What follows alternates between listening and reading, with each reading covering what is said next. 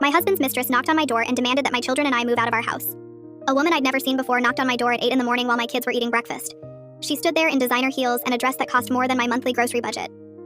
"You need to be out by the end of the month," she said, like she was discussing the weather. "Trevor and I are ready to make this our home." I thought she was insane. Some random woman showed up at my house talking about my husband Trevor and making demands. Then she held up a key, my house key. "Trevor gave this to me. He said you'd be difficult about the transition, but that you'd eventually understand this is what's best for everyone." She walked past me into my living room like she owned the place. Started talking about paint colors and which walls she'd knock down. My 3 kids stood there watching this stranger plan renovations to their home. "The children's rooms will make perfect guest suites once they're living with you full-time," she said. Trevor promised they'd only visit on holidays. That's when I learned my husband had been having an affair with Natalie for 2 years. 2 years of business trips that were really romantic getaways. 2 years of working late meant dinner at her apartment. 2 years of lying while I raised our children and kept our home running. Natalie had emails from Trevor on her phone. Showed them to me right there in my kitchen. He'd promised her everything. The house, his retirement savings, and a fresh start without the baggage of his first family. "He's already talked to a lawyer," she said. "The papers will be served next week. Fighting will just make this harder on your children." She actually said that, like she cared about my kids while planning to steal their home. Trevor came home that night acting normal. Kissed me hello, played with the kids, ate the dinner I cooked. I didn't say anything about Natalie's visit. Wanted to see how far he'd take this lie. He even initiated intimacy that night. Held me afterward and said he loved me, all while planning to throw us out for his mistress. The next day, Natalie came back, this time with a contractor. They measured rooms and discussed budgets while I stood there documenting everything on my phone. She pointed at family photos and said, "These will all need to go, obviously. I'm thinking a more modern aesthetic." The contractor looked uncomfortable when he realized I lived there. "Ma'am, did you approve this consultation?" Natalie laughed. "She doesn't need to. This will be my house soon." That's when I started digging. Found out Natalie thought Trevor owned the house outright. He'd told her he'd bought it before we married, that I had no claim to it, that he was rich from family money and his executive salary. All lies. The house was in my name only. My grandmother had left it to me 5 years before I even met Trevor. He'd moved into my house. He had no legal claim to it at all. His executive job? He was middle management at a company that was about to downsize. His family's money? His parents were retired teachers living on Social Security. He'd been funding his affair with credit cards he'd opened in secret. $40,000 in debt for jewelry, trips, and deposits on venues for a wedding Natalie was already planning. She'd quit her job 6 months ago because Trevor told her she'd never have to work again. She'd given up her apartment and was living in a hotel he was paying for. A hotel that was about to kick her out because his credit card was maxed. I invited Natalie for coffee to discuss the transition. She showed up smug, carrying fabric samples for curtains. Started talking about how mature I was being about the situation. Most first wives make such a fuss. But you understand Trevor deserves happiness. I let her talk. Let her describe their future. Let her show me the engagement ring Trevor had bought with a credit card that was about to be declined. Then I showed her the deed to my house. Her face went pale. "That's not possible," Trevor said. I showed her his real pay stubs. His middle management salary barely covered his car payment. She showed him the credit card statements with her hotel bills about to send him into bankruptcy. Showed her the email from his company about upcoming layoffs that would definitely include him. "He's been lying to both of us," I said. "But you're the one who quit her job and gave up her apartment for a fantasy." Natalie tried to recover. "He loves me. We'll figure it out together." That's when I played the recording of Trevor from that morning. I'd confronted him about the affair before he left for work. He'd broken down completely. "She means nothing." Natalie was just excited. "You're my wife, the mother of my children. I'll end it today. I'll do whatever it takes to save our marriage." I'd asked him directly what he'd promised her. I told her what she wanted to hear. She was so desperate for someone to save her. It was honestly pathetic how easily she believed everything. What kind of idiot quits their job for a married man? Natalie sat frozen across from me, staring at her phone like the screen might change if she looked long enough. Tears ran down her face and ruined her perfect makeup. She looked up at me with red eyes and asked how long I'd known about the lies. I told her I discovered everything yesterday when she showed up at my door with that key. Her face crumpled and she put her head in her hands. I watched her shoulders shake and felt nothing. This woman had walked into my home and talked about turning my kids' rooms into guest suites. She'd planned my family's destruction while standing in my kitchen. The tears on her phone screen made the recording pause button look blurry. She wiped her eyes with a napkin and asked if I had more proof. I showed her the credit card statements I'd found that morning, all $40,000 of debt Trevor had hidden. She went pale reading through the charges at restaurants and hotels, jewelry stores, and a wedding venue deposit. Her hands shook when she reached the hotel bill from last week, the one about to max out his final card. She admitted she had nowhere to go and less than $200 in her bank account. The hotel bill was due tomorrow and Trevor's credit card would be declined. She'd given up her apartment 6 months ago when he promised she'd never need to work again. I watched her realize she'd destroyed her life for a fantasy. Part of me felt satisfied seeing her understand what Trevor had done to both of us. But another part felt sorry for her because I knew exactly how she felt right now. That moment when everything you believe turns out to be lies. When the future you planned disappears in an instant. I'd felt it yesterday morning when she showed up at my door. She was feeling it now at this coffee shop table. I told Natalie she needed to figure out her own situation because I had 3 children to protect. My voice came out harder than I meant it to, but I couldn't help her.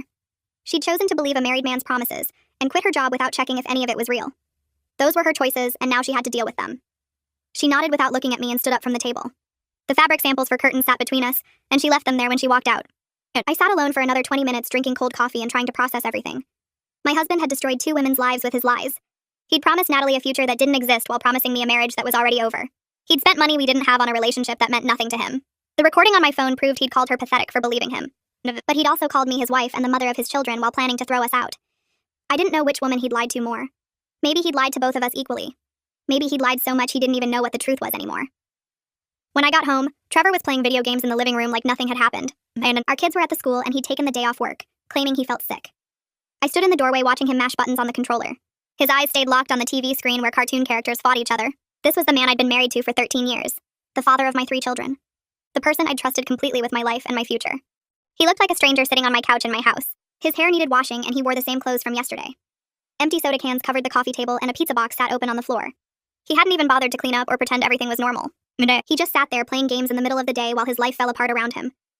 I thought about all the nights he'd come home late from work, all the business trips that were really romantic getaways, all the times he'd held me and said he loved me while planning to leave. My hands clenched into fists at my sides. I told Trevor I'd met with Natalie and knew everything about the promises, the debt, and the lies. He dropped the game controller and his face went pale. The controller bounced off the couch and landed on the floor. His character died on screen, but he didn't notice. He started talking fast, making excuses about how things got out of control, and he never meant for any of this to happen. The words poured out of him in a rush. He said Natalie had pursued him and he'd been weak. He said the affair meant nothing and he'd just been telling her what she wanted to hear. He said the debt wasn't as bad as it looked, and he had a plan to pay it off. He said he loved me and the kids and couldn't lose us. Every sentence was another lie or excuse or blame shifted onto someone else. And I stood there listening to him try to talk his way out of destroying our family. His voice got higher and more desperate as he talked. Sweat appeared on his forehead. He kept running his hands through his hair and looking around the room like he was searching for something to save him. Trevor stood up and tried to hug me, reaching for me with both arms. I stepped back and told him I needed space to think. He followed me down the hallway as I walked toward our bedroom. His voice rose as he pleaded his case, saying he'd do anything to fix this. I grabbed an overnight bag from the closet and started packing clothes.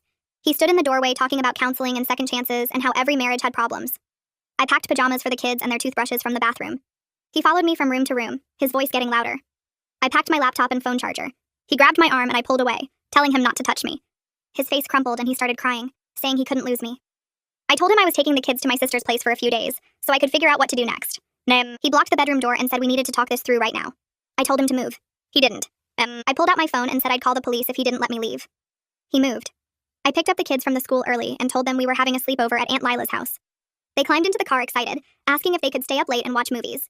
Brandon wanted to know if Lila would make her famous pancakes for breakfast. Jimena asked if she could bring her stuffed animals. Solomon just kept saying he loved sleepovers. They didn't ask why we were leaving in the middle of a school day, or why I'd pulled them out of class early. They just chattered happily in the back seat about what games they'd play with their aunt.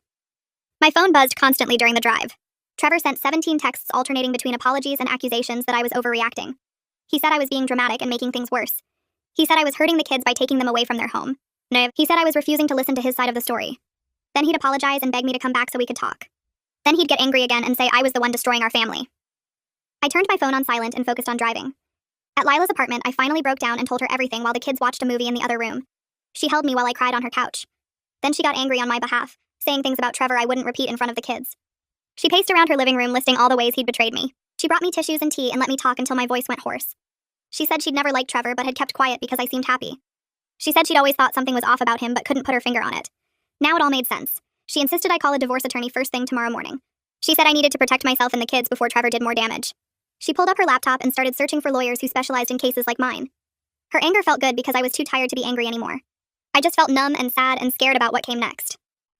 That night, I lay awake on Lila's couch listening to my children sleep in the guest room. The apartment was quiet, except for the hum of the refrigerator and occasional car passing outside. I thought about all the times Trevor had come home late from work with excuses about meetings and deadlines, all the business trips where he'd barely called home, all the moments I'd trusted him completely while he was with her. The betrayal felt like something heavy sitting on my chest, making it hard to breathe. I'd believed in our marriage and our future together. I'd believed he was working hard to support our family when really he was building a life with someone else. I'd believed his kisses and his promises while he planned to throw us away. Every memory from the past 2 years was contaminated now. Every holiday, every family dinner, every time he'd said he loved me. All of it was happening while he told another woman she was his future. I pulled Lila's blanket tighter around me and watched shadows move across the ceiling. In the morning, Lila helped me research divorce attorneys while the kids ate breakfast in front of cartoons. We found Veronica Vaughn, who specialized in cases involving hidden debt and infidelity. Her website showed reviews from other women who'd been through similar situations. One review said she'd protected a client's inherited property from a cheating husband. Another said she'd helped expose secret credit cards and gambling debts. Lila called the office and explained my situation to the receptionist. They had an opening that afternoon for a consultation. Lila said she'd watch the kids so I could go alone. I wrote down the address and appointment time. My hands shook holding the pen. This was really happening. I was hiring a divorce lawyer and ending my marriage. The kids laughed at something on TV and I wondered how I'd explain this to them. The office building looked older than I expected. Pale brick with small windows and a parking lot that needed repaving. I checked the address twice before pulling in.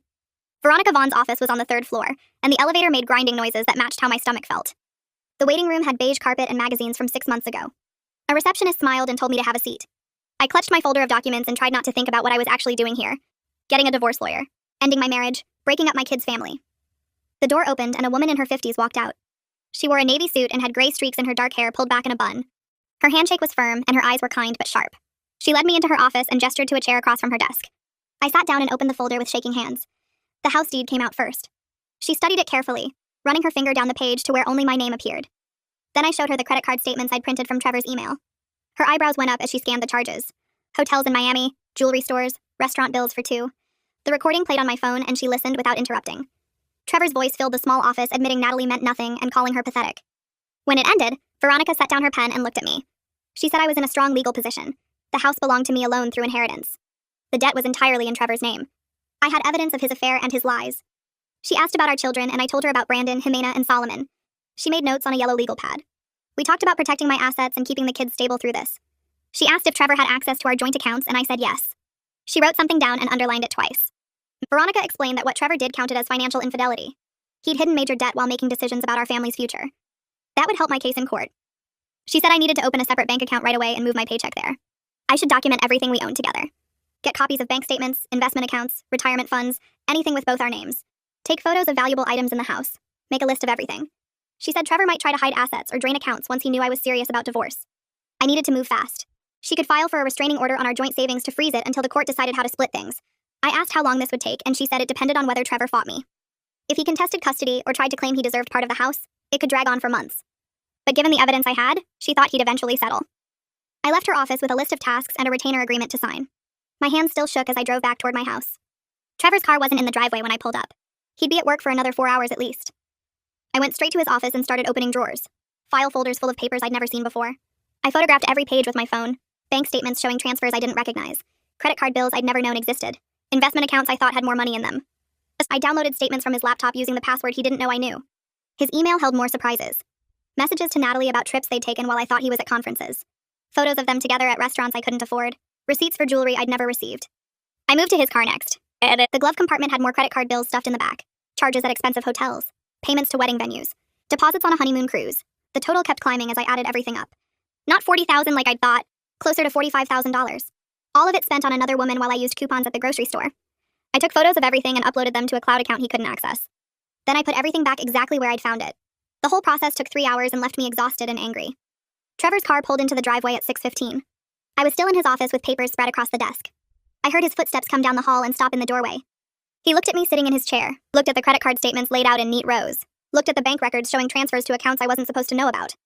His face went red and he started yelling. I was invading his privacy, going through his personal things, acting crazy and paranoid. He said I had no right to snoop through his office like some jealous psycho. I let him yell until he ran out of steam. Then I told him calmly that I'd hired a divorce attorney. I'd met with her that afternoon and showed her everything. The affair, the debt, the lies about owning the house. She said I had a strong case. He needed to pack a bag and find somewhere else to stay tonight. His face changed from angry to shocked. He said I couldn't kick him out of his own house. This was his home too. He'd lived here for over a decade. He had rights. I stood up and walked to the filing cabinet, pulled out the house deed and held it up so he could see. My name was the only one on it. My grandmother had left it to me before I ever met him. He'd moved into my house. He had no legal claim to any of it. Trevor's face did something I'd never seen before. It crumbled like paper getting crushed. He said that wasn't possible. We'd lived here together all these years, raised our kids here, made a life here. How could the house just be mine? I reminded him he'd told Natalie the same lies, that he owned it, that I'd have to leave, that he could give it to her. All false. He'd been living in my house rent-free while going into massive debt to impress his mistress. He tried to argue, said the law wouldn't see it that way. Marriage meant shared property. I told him to call a lawyer and ask. The house was mine through inheritance and his name had never been added to the deed. He sank into a chair and put his head in his hands. Then he started crying. Big gasping sobs that made his shoulders shake. He said he was sorry. He'd made terrible mistakes. He'd do anything to fix this. We could go to counseling. He'd end things with Natalie completely. He'd get a second job to pay off the debt. Just please don't throw him out. Don't take his kids away. Don't destroy everything we'd built. I told him he destroyed it himself. He needed to pack a bag and leave tonight. Tomorrow we could figure out a schedule for him to see the kids. But tonight, he had to go. Trevor refused to move. He said he wasn't going anywhere. This was his home and his family. I couldn't force him to leave. I pulled out my phone and called my father. Dad answered on the second ring and I asked if he could come over. I needed help with something. He said he'd be there in 20 minutes. Trevor's eyes went wide when he realized what I'd done. He knew my father was a retired police officer. Knew Dad would side with me. Knew he'd make sure Trevor left without causing a scene. He stood up and started pacing. Said I was being unreasonable, making this harder than it needed to be. We could work this out if I'd just calm down and think rationally. I didn't respond, just sat there watching him panic. When Dad's truck pulled up outside, Trevor finally went to the bedroom to pack. I heard drawers opening and closing, hangers scraping in the closet, a suitcase zipper. Dad came in through the front door and I hugged him. He asked if I was okay and I nodded. Said I just needed him here to make sure things stayed calm. Trevor came out with a duffel bag and a rolling suitcase. He looked at my father standing in the living room with his arms crossed. Dad didn't say anything, just stood there looking official despite being in jeans and a flannel shirt. Trevor tried one more time, turned to me with tears on his face and begged me to reconsider. Said he loved me and the kids. Said he'd made mistakes but he could change. Said he'd do anything. I told him to leave. He picked up his bags and walked out the door. I watched through the window as he loaded them into his car. Watched him sit in the driver's seat for a long minute before starting the engine. Watched him back out of the driveway and disappear down the street. Dad put his hand on my shoulder and asked where I thought Trevor would go. I said probably a motel, the cheap kind that took cash. His credit cards were maxed out and he didn't have many options. The next morning, I made pancakes for breakfast. The kids sat at the table eating and talking about school projects. Brandon had a science fair coming up. Jimena needed help with her math homework, and Solomon wanted to know if he could have a friend over this weekend. I waited until they'd finished eating before telling them I needed to talk about something important. Their faces got serious. Brandon put down his fork and looked at me with worried eyes. I said Dad and I were having some grown-up problems and needed time apart. He was staying somewhere else for a while so we could figure things out. Brandon asked immediately if we were getting divorced. His voice cracked on the word. I told him honestly that I didn't know yet. We needed time to think about what was best for everyone. But both parents loved them very much. That wouldn't change no matter what happened. Jimena started crying, asked if it was her fault, if she'd done something wrong. I pulled her into a hug and said no. This was about problems between adults, nothing the kids had done. Solomon looked confused, asked when Dad was coming home. I said he'd see Dad soon. We'd work out a schedule for visits. Brandon pushed back from the table and said he knew something was wrong. He'd heard us fighting, seen Dad sleeping on the couch. He wasn't stupid. I apologized for not telling them sooner. Said I was trying to figure things out before worrying them. He said that made it worse. Now he didn't know what to believe. I drove the kids to the school and watched them walk into the building. Brandon didn't look back. Jimena wiped her eyes before going in. Solomon waved from the doorway. Then I headed back to Veronica's office for our second meeting. She had paperwork ready for me to sign. Divorce petition, financial disclosures, a request for a restraining order on our joint bank accounts. She explained each document before I signed. Said she'd file everything with the court today. Trevor would be served within a week. We talked about custody arrangements. She recommended I ask for primary physical custody, with Trevor getting visitation rights. Given his current living situation and financial problems, the court would likely agree. She also gave me names of family therapists who worked with children of divorce. Said the kids would need support through this transition. I took the list and promised to call. She asked if I'd opened a separate bank account yet. I said no, but I'd do it today. She stressed how important that was. Trevor might try to drain the joint accounts once he got served. I needed my money protected before that happened. I left her office with copies of everything we'd filed. The divorce was real now. Official. There was no going back from this. Trevor's mother called while I was at the bank. Her number showed up on my phone and I almost didn't answer. But I knew she'd keep calling until I did. Her voice was thick with tears when I picked up. She said Trevor had called her last night saying I'd kicked him out over nothing. That I was being cruel and unreasonable. That he didn't understand what he'd done wrong. She asked me to please reconsider. To think about the children and the family we'd built together. I took a deep breath and told her the truth. About the affair with Natalie. About the lies he'd told both of us. About the $45,000 in secret debt he'd racked up. About him promising to give my house to another woman.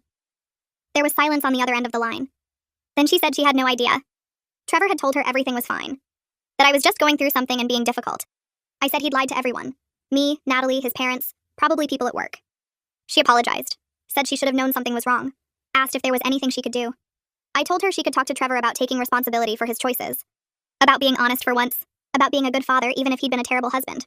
She said she would. Then she admitted she and Trevor's father couldn't help him financially. They were living on fixed retirement income and barely making ends meet themselves. I said I understood. We said goodbye, and I sat in the bank parking lot for a while before going inside. Veronica called me 3 days later. She'd served Trevor with the divorce papers at his workplace that morning. He'd been walking into the building when the process server handed him the envelope. She said he'd called her office within an hour. He was angry and humiliated. Threatened to fight for custody of the kids. Said he'd contest the divorce and make this as difficult as possible. He claimed he deserved half the house despite what the deed said. Insisted he had rights after living there so long. Veronica said she'd told him to get his own attorney and have them call her.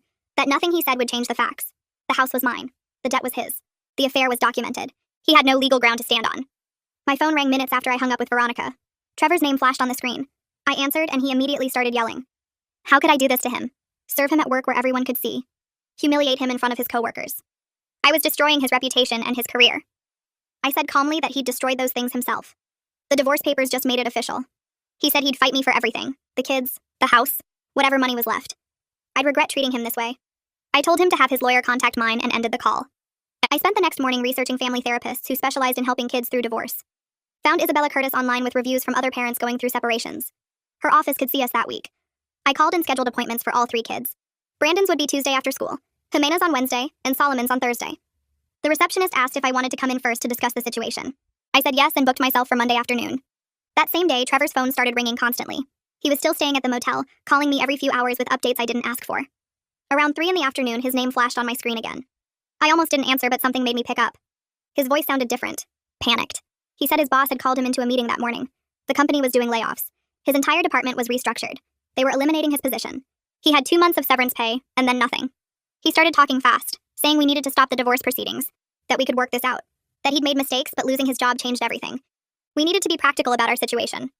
I listened to him spiral for about 3 minutes before I interrupted. I told him the divorce was happening regardless of his employment status, that his job situation was his problem to solve, not mine. He got quiet. Then he asked if I understood what this meant for child support, for the kids' future. I said I understood perfectly, that he should have thought about consequences before he racked up $45,000 in debt and destroyed our marriage. He hung up on me. My phone buzzed with a message request on social media that evening. Natalie's profile picture showed up in my notifications. The message said she knew I probably didn't want to hear from her, that she was staying with a friend but needed to find work and get back on her feet. She said she was sorry for her role in everything, that she should have questioned Trevor's stories more carefully, that she'd been desperate and stupid. I stared at the message for a long time before responding.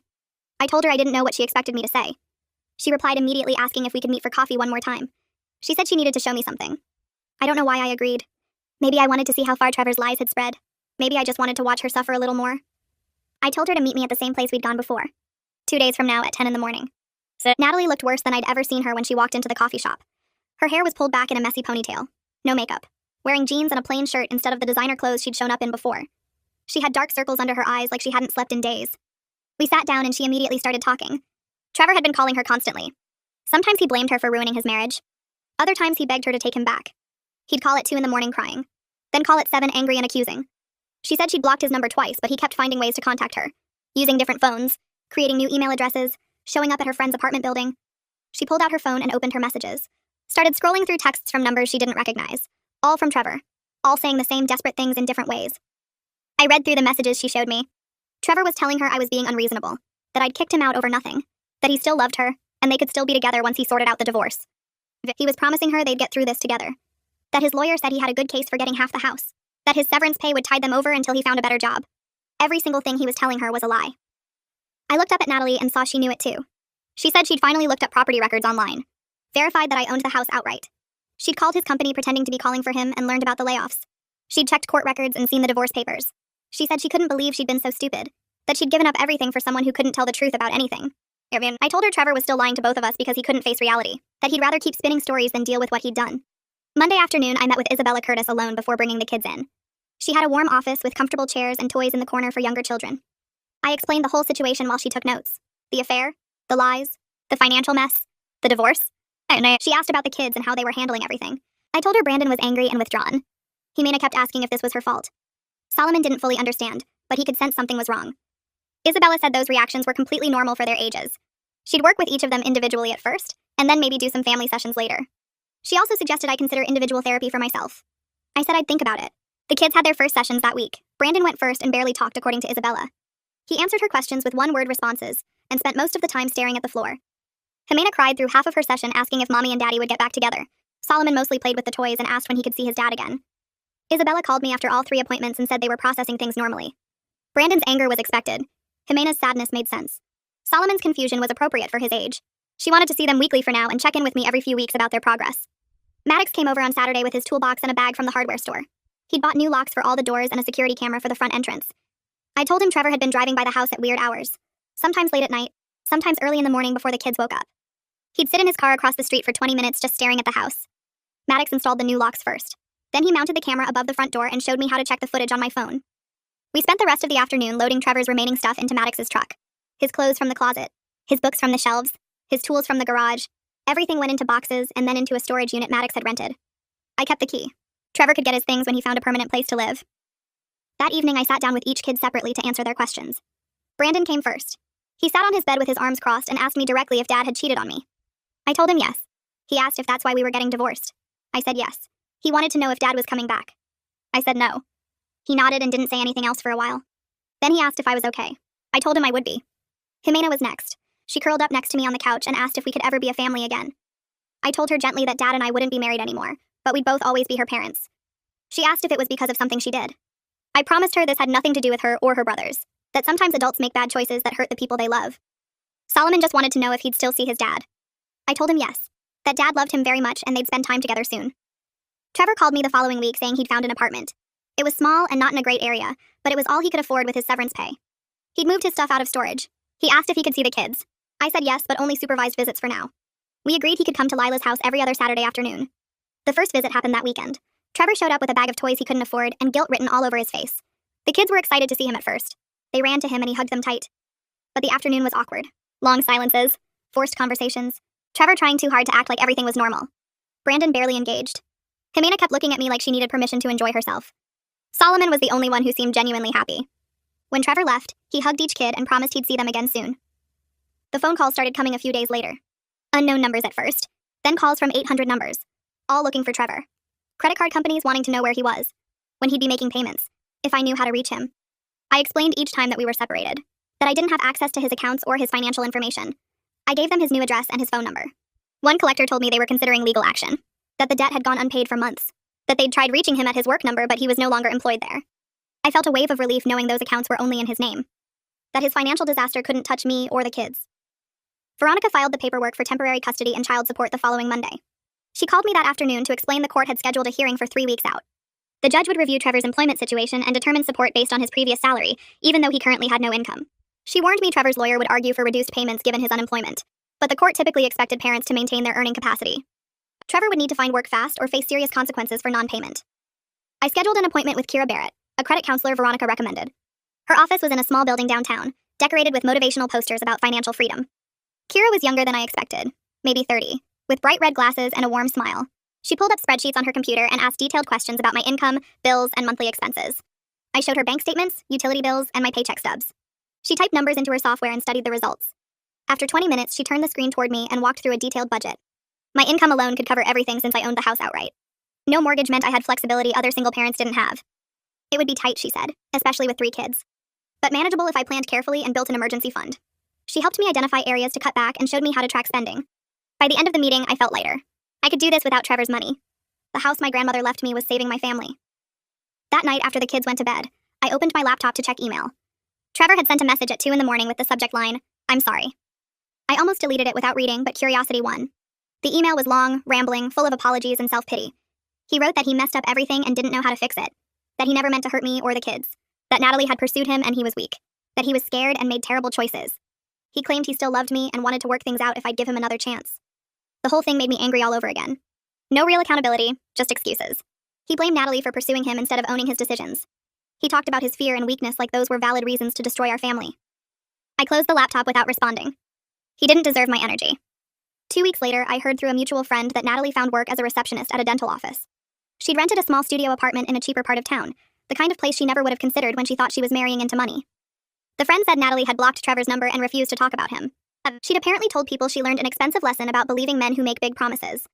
I felt a strange mix of satisfaction and sympathy. She'd been lied to just like me, even if her role in my pain made it hard to feel too sorry for her. The custody hearing arrived on a cold Tuesday morning. I wore a simple dress and minimal makeup, wanting to look responsible and stable. Veronica met me outside the courtroom and reviewed what to expect. Trevor sat across the room with his lawyer, looking defeated in a wrinkled suit. His hair needed cutting and he'd lost weight. The judge was a stern woman in her 50s who reviewed our case with no visible emotion. She asked Trevor about his job search and he stammered through an explanation about applications and interviews. She asked me about childcare arrangements and I described the kids' routine, their schools, their therapy sessions with Isabella. After an hour of questions and testimony, the judge granted me primary physical custody. Trevor would get supervised visitation every other weekend at a location we'd agree on. The judge also ordered child support based on Trevor's previous income, not his current unemployment. His lawyer objected, but the judge was firm. Trevor had voluntarily left his job, and the court expected him to maintain his earning capacity. He looked like he might cry as the judge dismissed us. I walked out feeling relieved but not victorious. This was just the beginning of a long process. I started individual therapy the next week. My therapist was an older woman named Dr. Smith who specialized in divorce and family trauma. She asked me to describe my feelings about the marriage ending, and I found myself crying within the first 10 minutes. I'd been holding everything together for the kids, staying strong and practical. But sitting in her quiet office, I finally let myself feel the grief. Dr. Smith helped me understand I wasn't just mourning the relationship, but the future I thought we'd have together. The plans we'd made, the life I'd imagined, all of it was gone. She validated my anger while also pushing me toward acceptance. She said it was okay to be furious at Trevor for what he did.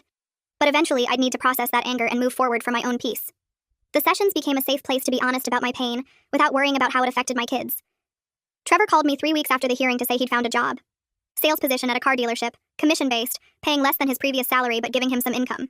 He immediately complained about how unfair the child support order was, how he could barely afford rent and basic expenses after the payment came out.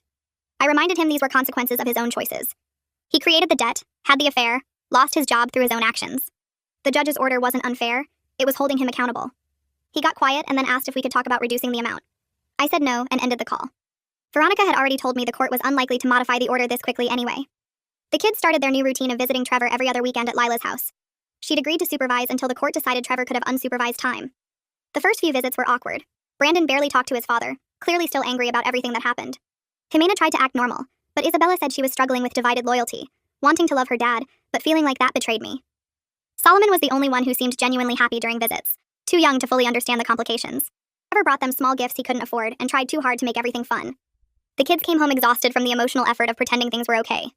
A month into Trevor's new job, he called sounding panicked. His creditors had started garnishing his wages for the unpaid credit card debt. The garnishment took a huge chunk of his paycheck, leaving him with barely enough to cover rent and food.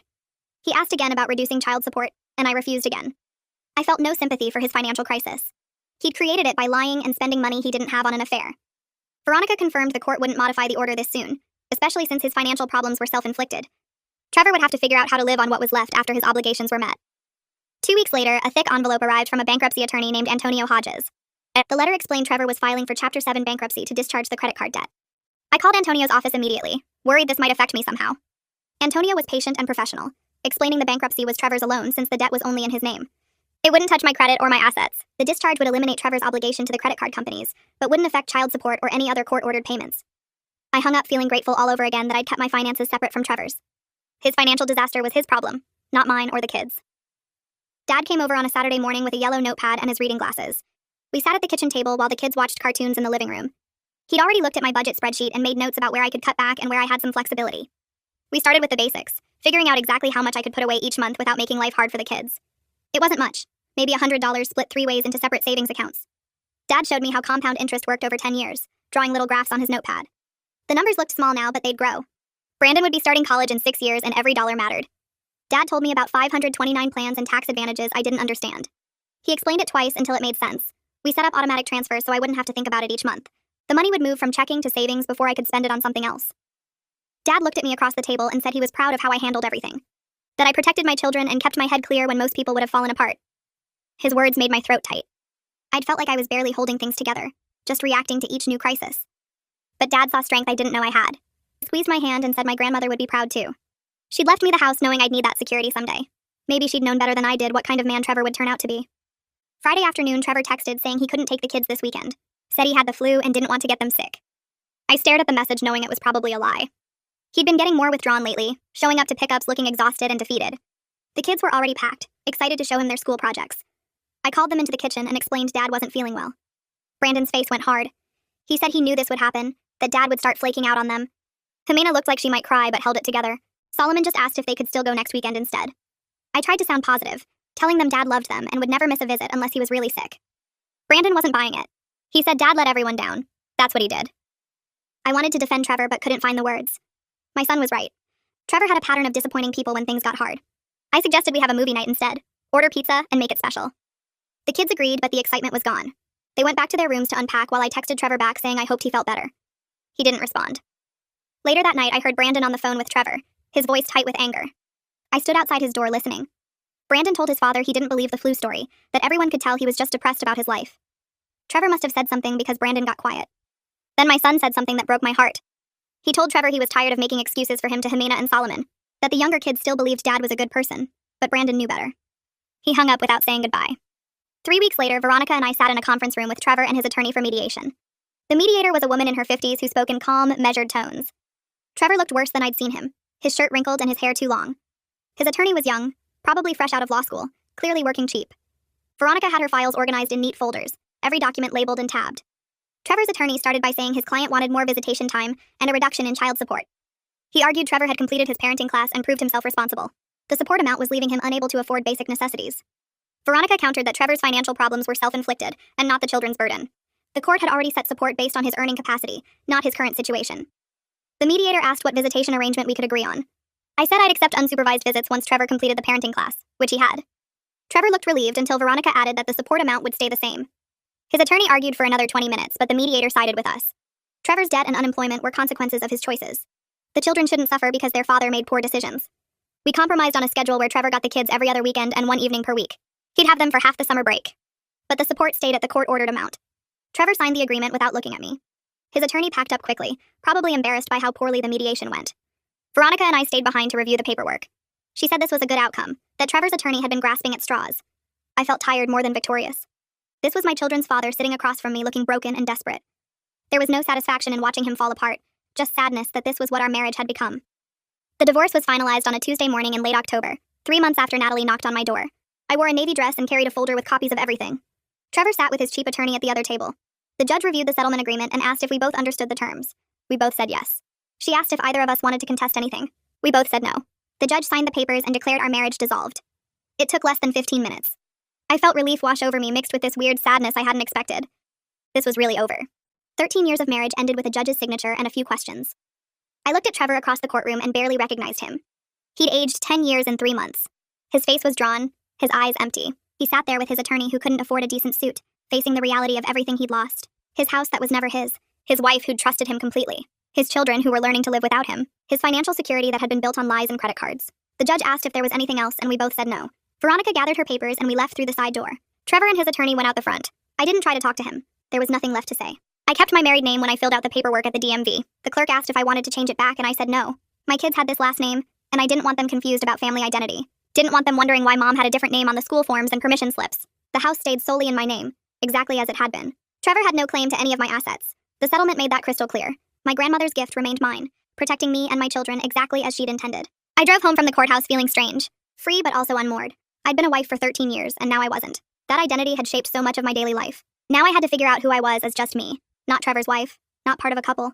Just a single mother with 3 kids and a house and a job. The freedom felt good, but also scary. I pulled into my driveway and sat in the car for a few minutes. This was my house, my space, my life. Trevor had left the courthouse without speaking to me, just walked to his car and drove away. I wondered what he was thinking. If he regretted everything or just felt sorry for himself. If he blamed me for not forgiving him or finally accepted responsibility for his choices. I'd probably never know and realized I didn't need to. His thoughts and feelings weren't my problem anymore. A message from Natalie appeared in my inbox that evening. I almost deleted it without reading, but curiosity won. She said she was dating someone new, a guy who treated her well and was honest about his situation.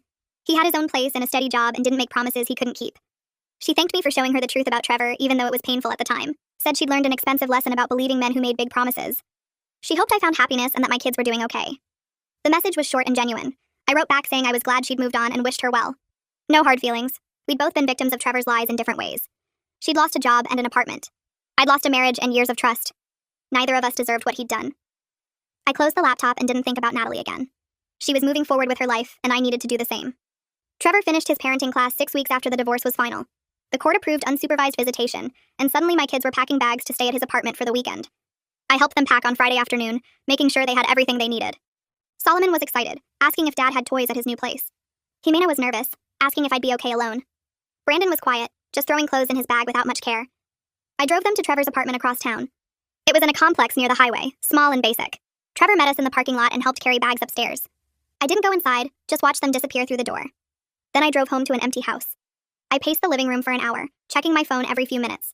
Made myself dinner but couldn't eat. Watched TV without paying attention. Went to bed early but couldn't sleep. This was the first night my children had spent away from me since the separation. The house felt too quiet. I kept thinking about them in Trevor's small apartment, wondering if they were comfortable. If he'd fed them properly. If he was being a good father or just going through the motions. Sunday evening my phone rang and Trevor said he was bringing them back. They walked in looking tired but okay. Solomon ran to hug me, talking about the park Dad took them to. Jimena said the apartment was small but nice. Brandon pulled me aside and said it was fine, but Dad seemed sad all the time. The place was really small with one bedroom and a pull-out couch. Dad slept on the couch and gave them the bedroom. He'd tried to make it fun, but you could tell he was struggling. I hugged my son and told him I was glad he was home. My coworker Maria cornered me at lunch 2 weeks later saying I needed to get back out there. She had a friend, a nice guy named Noah, who was divorced with no kids. He was stable and funny, and she thought we'd get along. I said I wasn't ready, but she insisted. Just coffee, nothing serious. I agreed mostly to get her to stop asking. Noah met me at a coffee shop on Saturday afternoon while the kids were with Trevor. He was nice enough, average height with glasses and a friendly smile. We talked about our jobs and our divorces. He asked about my kids, and I spent the next 40 minutes talking about Brandon's grades and Jimena's art class and Solomon's soccer games. Noah listened politely, but I could tell he was losing interest. I couldn't help it. My kids were my whole life right now. When he asked about my hobbies, I realized I didn't have any. Everything I did revolved around the children. Noah paid for coffee and we said goodbye in the parking lot. He said it was nice meeting me but didn't ask for a second date. I drove home knowing I'd blown it but also not really caring. I wasn't ready to date. Wasn't ready to think about myself as anything other than a mother trying to keep her family stable. Maybe someday, but not now. Not when everything still felt so raw and complicated. Brandon came out of his therapy session with Isabella looking lighter somehow. We drove home and he told me he'd been talking about his anger toward Trevor. Isabella helped him understand that being mad at Dad was okay, but it didn't mean he had to stop loving him. That people could make terrible choices and still be worth caring about. Brandon said he understood Dad made bad choices, but he was still his father. That didn't erase everything good from before. I pulled into our driveway and turned to look at my son. Told him it was completely okay to love his dad while also being disappointed in his actions. That both feelings could exist at the same time. Brandon nodded and said Isabella told him the same thing. He was trying to forgive Dad, but it was hard. I hugged him and said forgiveness took time, that he didn't have to rush it or force it. His feelings were valid, whatever they were. Brandon went inside to do homework, and I sat in the car thinking about my own feelings toward Trevor. I wasn't sure I'd ever forgive him completely, but I could accept what happened and move forward. That seemed like enough for now. Thanksgiving was coming, and I had to figure out custody schedules for the first time. Trevor called asking if he could have the kids for Christmas morning. I said no immediately. That tradition was mine, and I wasn't ready to give it up. He argued that he deserved time with them on the actual holiday. I countered that he'd destroyed our family and lost the right to make demands about Christmas. We went back and forth for 20 minutes before Veronica stepped in with a compromise. Trevor could have the kids Christmas Eve overnight. They'd wake up at his apartment, open presents there, then come home to me by noon for Christmas dinner. I hated it, but agreed. The kids needed both parents in their lives, even if it meant sharing holidays. I called Trevor back with the plan, and he accepted. His voice was quiet, defeated. He thanked me for being reasonable, even though I didn't feel reasonable. I felt angry and sad and cheated out of the Christmas morning I'd always imagined. But this was the new reality. Shared custody meant shared holidays. I'd have to get used to it. Christmas Eve arrived, and I watched my kids pack their overnight bags for Trevor's apartment. Brandon folded his clothes carefully, Jimena stuffed her favorite stuffed animals into our backpack, and Solomon kept asking if he could bring all his toys. I helped them gather everything they needed while trying to keep my emotions in check. This was the first major holiday we'd spend apart, and it hurt more than I expected. Trevor picked them up at 6, and I hugged each of them goodbye, telling them to have fun and that I'd see them tomorrow. The house felt empty after they left. I sat on the couch staring at the Christmas tree we'd decorated together, all their handmade ornaments hanging from the branches. My sister called to check on me, and I told her I was fine even though I wasn't. I went to bed early, not wanting to think about my kids waking up somewhere else on Christmas morning. They came home at noon the next day talking excitedly about the presents their dad got them. Brandon got a new gaming system, Jimena got art supplies, and Solomon got a giant box of building blocks. They were happy, and that's what mattered. I made Christmas dinner, and we opened more presents around our tree. The day felt different, but not bad.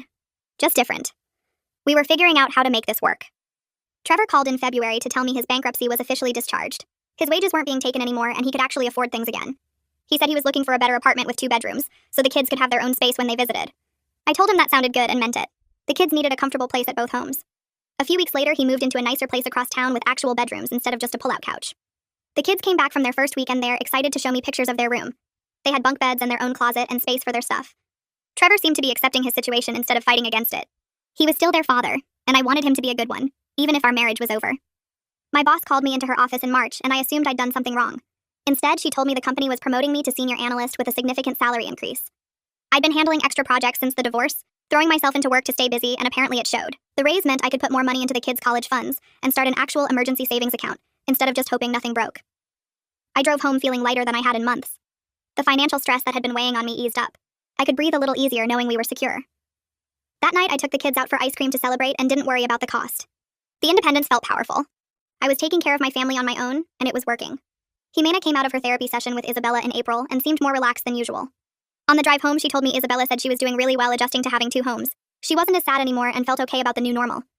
Solomon had been telling Isabella he liked having 2 houses because it meant 2 sets of toys and 2 rooms to play in. He talked about Dad's house and Mom's house like they were just normal parts of his life. Brandon's teacher called to say his grades had improved and he seemed more focused in class.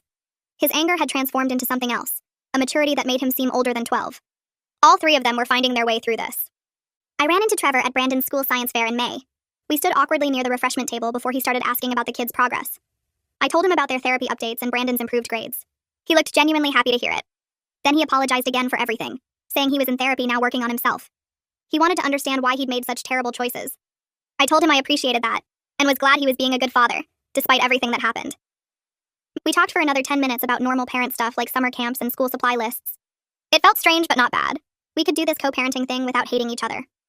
Lila came over for dinner in June and we sat on the back porch after the kids went to bed. She told me she was proud of how I'd handled everything.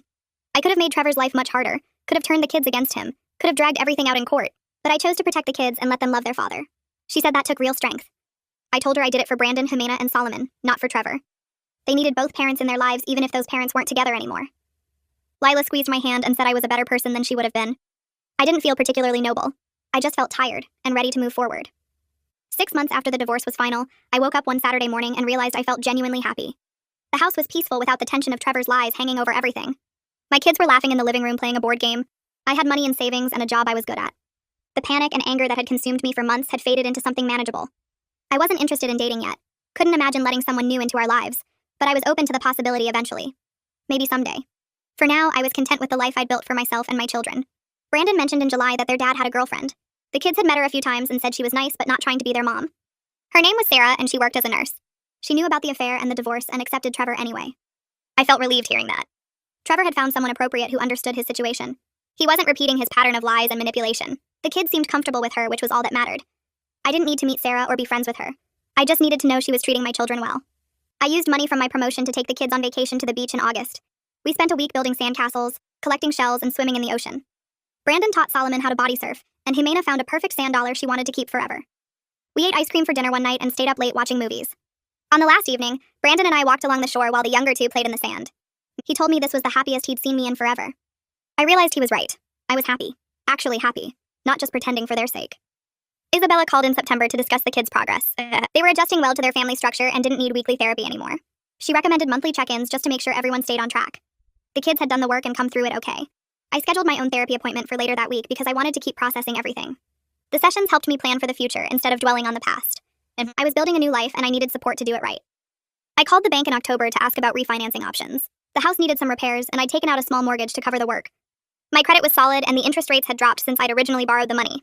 The loan officer scheduled an appointment with an appraiser to evaluate the property's current value. He arrived on a Tuesday afternoon with his clipboard and measuring tape, walking through each room and taking notes.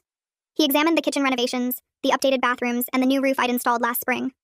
When he finished his assessment, he told me the house had increased in value by almost 30% since my grandmother had left it to me.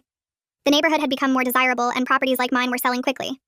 I sat at the kitchen table after he left, thinking about my grandmother and how she'd worked her entire life to buy this house. She'd paid it off years before she died and made sure it went directly to me, not to my parents who might have sold it. She'd given me security I didn't even understand until Trevor tried to take it away.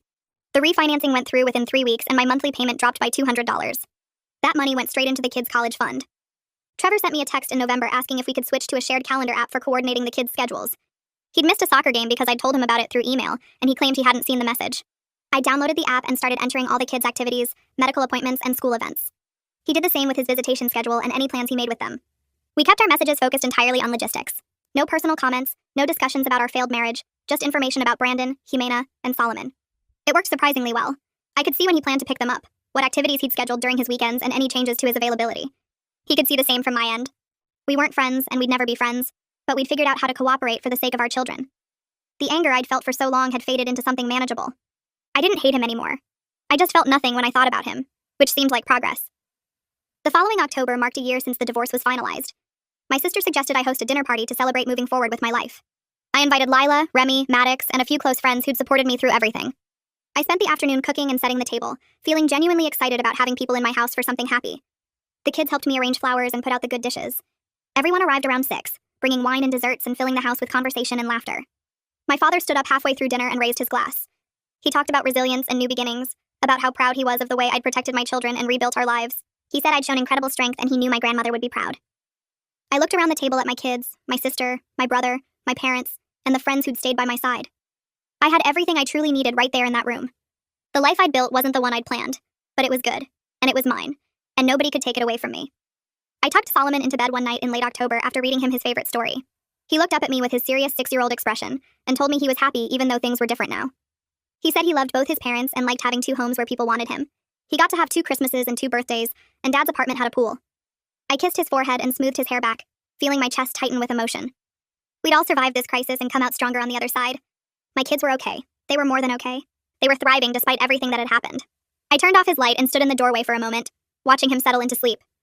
Then I went downstairs to my own life, my own home, my own future that belonged entirely to me.